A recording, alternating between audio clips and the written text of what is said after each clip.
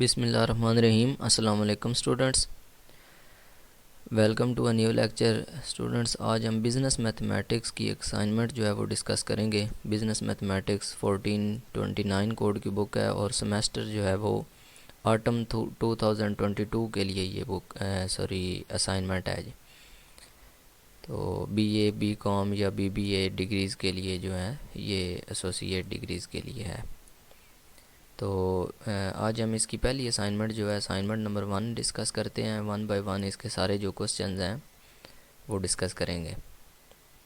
सबसे पहले तो इसके 100 मार्क्स होते हैं और बीए और एडी वाले जो स्टूडेंट्स होते हैं उनके लिए पासिंग मार्क्स 50 होते हैं और जो सिंपल बीए हैं वो 40 पासिंग मार्क्स हैं। ठीक है जी। इसकी असाइनमेंट नंबर 1 जो है वो डिस्कस करते हैं यूनिट 1 से 4 तक, जो मतलब पहले 4 यूनिट्स में से बनाई गई है। Attempt all questions, each question carry equal marks. हर क्वेश्चन के इक्वल मार्क हैं और तमाम क्वेश्चन जो हैं वो आपने अटैम्प्ट करने हैं। ओके स्टूडेंट्स, आज के लेक्चर में हम क्वेश्चन नंबर 1 जो है वो डिस्कस करेंगे और इस लेक्चर में हम सिर्फ यही क्वेश्चन जो है वो डिस्कस करेंगे। इसके 2 पार्ट्स हैं, ए पार्ट और दूसरा बी पार्ट है। 20 नंबर का क्वेश्चन है। ए पार्ट के 10 नंबर हैं और बी पार्ट के 10 नंबर हैं। ठीक है जी।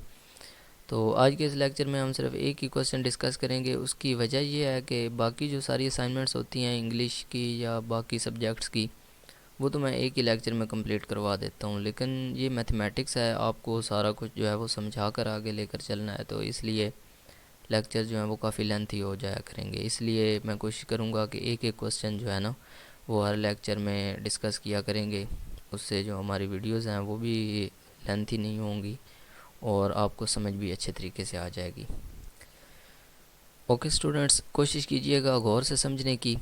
पहला क्वेश्चन है, इसका ए पार्ट है, a major urban hospital has gathered data on the number of heart attacks victim seen. ठीक है, एक मेजर अर्बन हॉस्पिटल है, उसने कुछ डाटा किया है इकट्ठा, कुछ जो हार्ट अटैक के मरीज़ हैं उनका। The given table indicates the probabilities of different number of heart attack victims being treated in the emergency room on a typical day। ठीक है जी, एक मखसूस दिन में कुछ मरीज़ों की जो इलाज है, हार्ट अटैक के जो मरीज़ हैं उनका इमरजेंसी रूम में जो इलाज है, ट्रीटमेंट है, उनकी प्रोबेबिलिटीज़ ये बताई गई हैं। ठीक है स्टूडेंट्स, तो आपको पता होना चाहिए प्रोबेबिलिटी जो है पी से उसको रिप्रेजेंट करते हैं और ये एक पॉसिबिलिटी होती है। मीन्स के ये एक चांस होता है कि किसी काम के होने या ना होने के कितने चांसेस हैं, कितनी प्रोबेबिलिटी है। ठीक है जी, ये पॉसिबिलिटी होती है। उसके बाद ये नीचे उसने टेबल दे दिया है, ये क्वेश्चन है। ठीक है जी, इस टेबल में ये उसने डाटा दे दिया है और यहाँ पे उसने ये क्वेश्चन पूछे हुए हैं। पार्ट 1 है, पार्ट 2 है और पार्ट 3, ये 3 चीज़ें उसने पूछी हैं, तो इनके आंसर आपने करने हैं।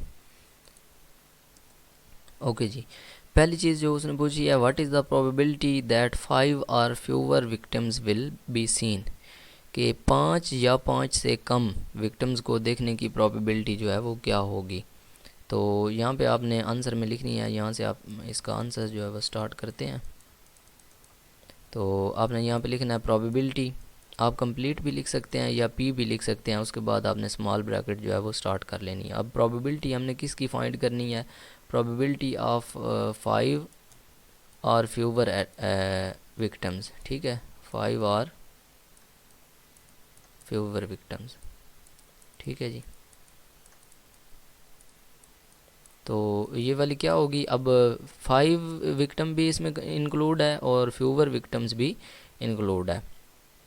तो देखें जी, 5 विक्टिम्स की प्रोबेबिलिटी ये उसने बताई हुई है और फ्यूवर विक्टिम्स की प्रोबेबिलिटी उसने ये बताई हुई है। तो ये हमारे पास इक्वल होगी probability of 5 victims, sorry W नहीं वी है, प्रोबेबिलिटी ऑफ 5 विक्टिम्स प्लस आपने प्रोबेबिलिटी करनी है फ्यूवर देन 5 विक्टिम्स। ठीक है, यहाँ पे आपने लिखना है फ्यूवर देन 5 विक्टिम।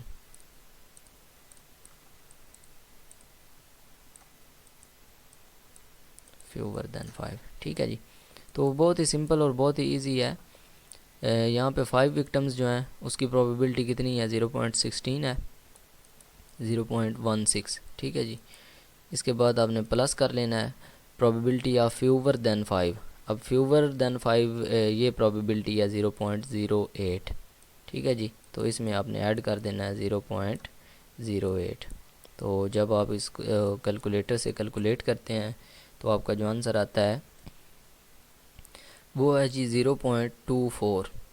ठीक है, ये प्रोबेबिलिटी आ जाएगी 5 आर फ्यूवर देन 5 की। ठीक है। अच्छा, एक बात का ख्याल रखना है कि अगर वो पूछता fewer than 5, just fewer than 5 पूछता, तो आपने सिर्फ फ्यूवर देन 5 के लिए, सॉरी ये नहीं, ये वाली लिखनी थी, ये प्रोबेबिलिटी फ्यूवर देन 5 की 0.08। ठीक है। और अगर वो सिर्फ 5 के लिए पूछता तो फिर आपने जस्ट ये लिखनी थी। अब उसने लिखा है कि 5 आर फ्यूवर, 5 के लिए भी और फ्यूवर देन 5 के लिए भी, यानी 5 से कम लोगों के लिए भी प्रोबेबिलिटी आपने लिखनी है। ठीक हो गया जी। ये हमारे इसका जो पार्ट 1 है इसका आंसर था। ओके जी, अब हम पार्ट 2 जो है इसके बारे में पढ़ते हैं। What is the probability that 5 are more victims will be seen. अब 5 आ गया और 5 आर मोर, मोर का मतलब है 5 से ज़्यादा।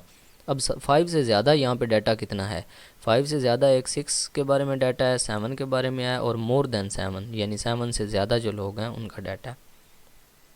तो ये वाले सारे जो हैं ये मोर देन 5 में आते हैं, यानी ये 5 से ज़्यादा हैं। ठीक है जी।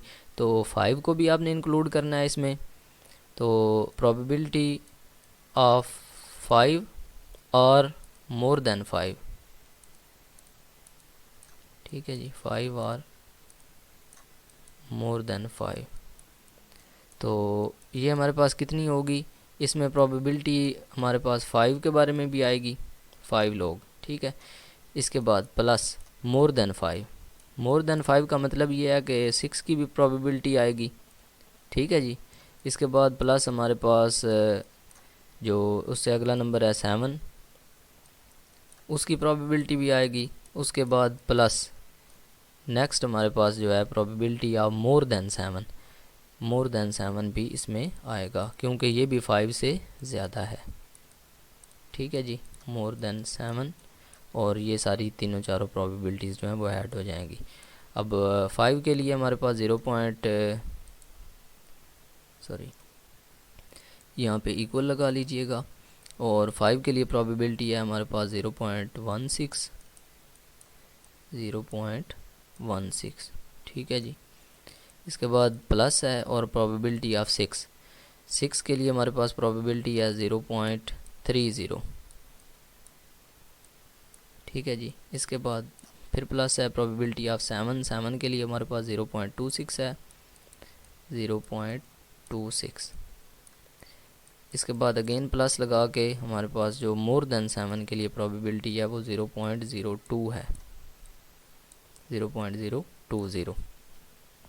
तो ये वाली प्रोबेबिलिटीज़ जो हैं वो हमने ऐड कर दी, ये यहाँ पे पॉइंट लगा हुआ है इनके दरमियान। अब इसको जब आप कैलकुलेटर से कैलकुलेट करेंगे तो जो आपके पास आंसर आएगा वो आएगा जी 0.92। इसको आप कैलकुलेटर से भी ऐड कर सकते हैं, या वैसे भी आप इसको ऊपर रखें, इसको नीचे रखें, इसको उससे नीचे, और ये सारे इस तरह रख के आप इसको ऐड कर सकते हैं। एडिशन तो आप लोगों को आती हुई है, आपका जनरल नॉलेज है। अच्छा जी, तो ये 0.92 इसका आंसर आ जाएगा 5 आर मोर देन 5 का। अच्छा, ये यहाँ पे भी ये ख्याल रखना है, अगर वो 5 को यहाँ पे शामिल ना करता, जस्ट मोर देन 5 कहता, तो फिर आपने इसमें 6 डालना था, 7 और मोर देन 7 डालना था, फिर इसमें 5 नहीं ऐड करना था। अब उसने कहा है 5 आर मोर देन 5, तो इसका मतलब है 5 भी इसमें शामिल है। तो ये बात आपने ख्याल रखनी है। इसके बाद हमारे पास थर्ड पार्ट जो है वो कह रहा है what is the probability that no more than 7 victims will be seen. No more than 7 यानी 7 से कोई भी ज़्यादा नहीं। अब मोर देन 7 के लिए तो 0.20 है। ठीक है। तो नो मोर देन 7 के लिए आपने किस तरह लिखनी है? अब अगर प्रोबेबिलिटी ऑफ मोर देन 7 को मैं ई से शो करूँ, प्रोबेबिलिटी ऑफ मोर देन 7, इसको मैं थोड़ा इजी करके लिख लेता हूँ ताकि आपको क्लियर समझ आ जाए। प्रोबेबिलिटी ऑफ मोर देन 7, इसको अगर मैं ई से रिप्रेजेंट करूं, यानी फॉर एग्जांपल मैंने खुद से फ़र्ज़ कर लिया कि ये प्रोबेबिलिटी ऑफ एक इवेंट है ई। ठीक है, मोर देन 7 के लिए। तो फिर नो मोर देन 7 के लिए मैं क्या लिखूँगा? Probability of no more than 7,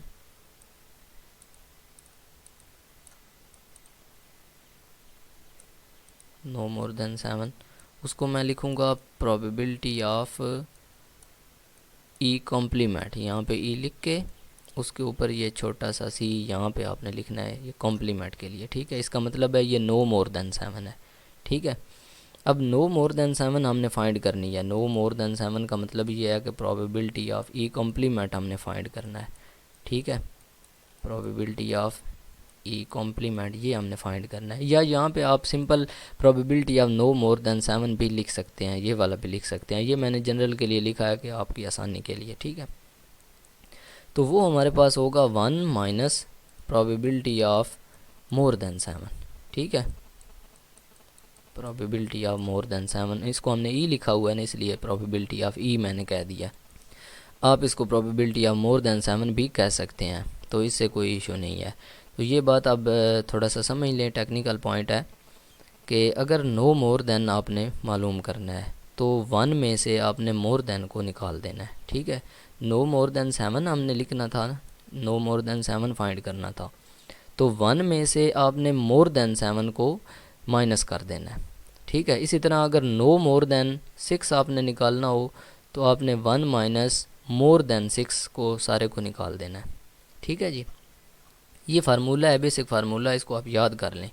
no more then ई अगर आपने निकालना हो तो आपने 1 माइनस मोर देन ई की प्रोबेबिलिटी जो है वो माइनस कर देनी है। अच्छा, 1 को में से माइनस किस लिए किया है कि टोटल जो प्रोबेबिलिटी होती है वो हमारे पास 1 होती है, ठीक है। आप इन सारे नंबर्स को भी बेशक ऐड करके चेक कर लें, ये आपके पास 1 के इक्वल आएगा, 1.00 या समथिंग ये आ जाएगा। तो पॉइंट के आगे जो ज़ीरो होती हैं उनका कोई उनसे डिफरेंस नहीं होता आंसर पे, ठीक है। तो 1 में से आपने इसको माइनस कर देना है। अच्छा जी, 1 माइनस, अब प्रोबेबिलिटी ऑफ ई हमारे पास मोर देन 7 की प्रोबेबिलिटी क्या है, ये 0.020 है, 0.20। तो इसको जब आप माइनस करते हैं तो ये हमारे पास आंसर जो आएगा वो 0.80 आएगा, ठीक है जी। ये प्रोबेबिलिटी आ जाएगी नो मोर देन 7 की, ठीक है। एक और बात का ख्याल रखना है कि प्रोबेबिलिटी जो भी आप फाइंड करेंगे आपका आंसर 1 आएगा या 1 से लेस आ सकता है, ठीक है। 1 से बड़ा कभी भी नहीं आएगा, और प्रोबेबिलिटी जो होती है वो 0 और 1 के दरमियान होती है, ठीक है। ना ये 0 से कम हो सकती है, ना ये 1 से बड़ी हो सकती है। तो ये प्रोबेबिलिटी की लिमिट है 0 से 1, इसके दरमियान होगी, या ये भी इंक्लूड हो जाएंगे, 0 भी हो सकती है 1 भी हो सकती है, उससे बड़ी छोटी नहीं हो सकती, 2 3 या 1.23 इस तरह नहीं हो सकती प्रोबेबिलिटी, ठीक है जी। तो ये हमारा आंसर आ गया 0.80। बहुत ही सिंपल क्वेश्चन था ये, बहुत ही इजी है, इसको आप अच्छे तरीके से याद कर लें। अच्छा, एक और बात टेक्निकल पॉइंट यहाँ पे जो आपको समझाना चाह रहा हूँ, अगर वो कहता है कि नो मोर देन 6, ठीक है जी। नो मोर देन 6 का मतलब ये है कि आपने यहाँ पे जो फार्मूला लगाना है 1 माइनस मोर देन 6 का लगाना है, ठीक है। 1 माइनस मोर देन 6, तो मोर देन 6 अब कौन कौन से आएंगे, मोर देन 6 में 6 नहीं आएगा, 7 आएगा और मोर देन 7 आएगा, ये दोनों मोर देन 6 में आएंगे, ठीक है। तो फिर आपने पहले इन दोनों को ऐड करना है, मोर देन 6 7 को और मोर देन 7 को, दोनों को ऐड करके फिर आपने 1 में से माइनस करने हैं, क्योंकि 1 में से आपने वो टोटल माइनस करनी होती है जो मोर देन होती है। अब यहाँ पे चूँकि हमारे पास उसने मोर देन 7 कहा था, तो मोर देन 7 जो है वो सिर्फ ये 0.20 वाला नंबर था, इसलिए हमने 0.20 को माइनस किया और हमारे पास जो आंसर है वो 0.80 आ गया, ठीक है जी। उम्मीद करता हूँ आपको इसकी अच्छे तरीके से समझ आ गई होगी। इसको अपने असाइनमेंट पे भी तीनों क्वेश्चंस को राइट कर लीजिएगा, बस यही इनका मेथड है।